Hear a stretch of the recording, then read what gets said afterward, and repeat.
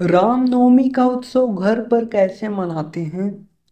अयोध्या में राम मंदिर का निर्माण और रामलला की प्राण प्रतिष्ठा के बाद पहली बार रामनवमी का पर्व मनाया जा रहा है।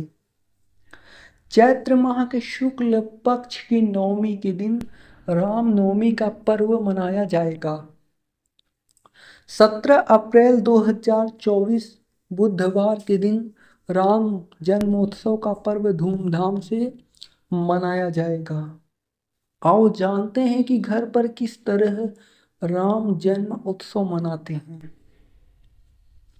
चैत्र शुक्ल पक्ष की नवमी को हुआ था श्री राम का जन्म।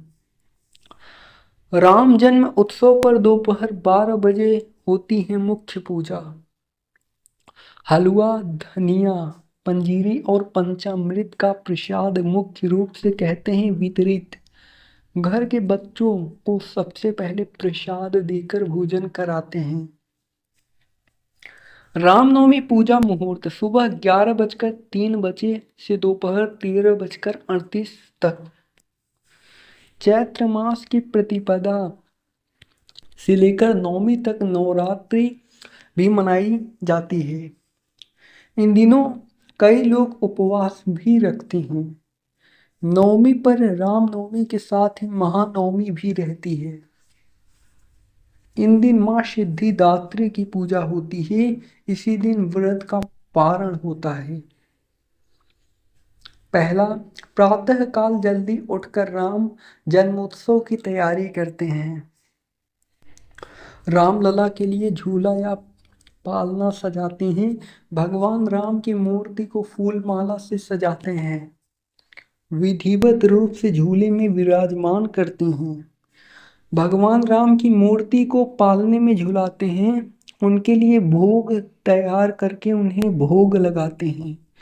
भोग और प्रसाद के रूप में इस दिन केसर भात, खीर, कलाकंद, बर्फी, गुलाब जामुन, हलवा, पुन पोले, लड्डू, सेवैया, पंचामृत और धनिया पंजीरी और सौंठ पंजीरी का प्रसाद बनाते हैं।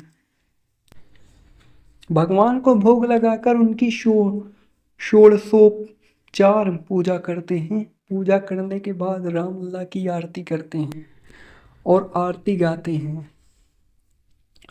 पूजा में तुलसी पत्ता और कमल का फूल अवश्य होना चाहिए।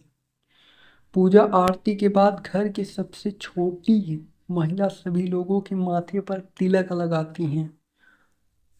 घर के सबसे छोटे बच्चों को सबसे पहले प्रसाद देकर भोजन कराते हैं। इसके बाद पूरे दिन रामायण का पाठ करते हैं।